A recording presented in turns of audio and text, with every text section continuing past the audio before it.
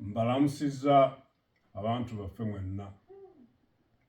Nze Ssaabasajja Kabaka nga nsinziira wano we twajja okuwummulako n'okujjanjabibwa nga tugendera ku magezi g'abasawo nga bwe gaatuweebwa. Tubadde tumaze akabanga nga tetubawulizaako, nga tugoberera ebiragiro by'abasawo ebyatuggya ku mirimu egisinga obungi.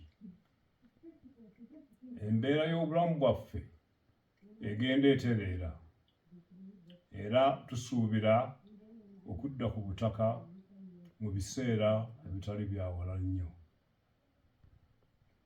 Twebaza Katonda atukuumye era n'Obuganda olw'okutusabiranga bulijjo ate n'obutaggwaamu ssuubi wakati mu kusoomoozebwa okw'amaanyi ddala. Twebaza Katikkiro, baminisita n'abaami ba Kabaka bonna olw'okusigala nga batambuza emirimu gy'Obwakabaka mu kiseera nga tetuli mu nsi. Ebigenda mu maaso byonna tubigoberera era twebaza Obuganda olw'obujjumbize mu mirimu gy'Obwakabaka.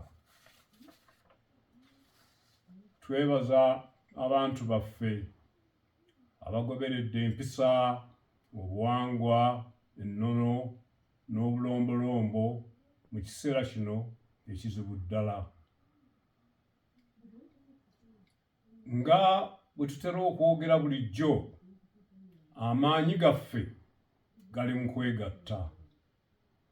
Tukubiriza abantu baffe okusigala nga bali bumu. Mukama abakuume.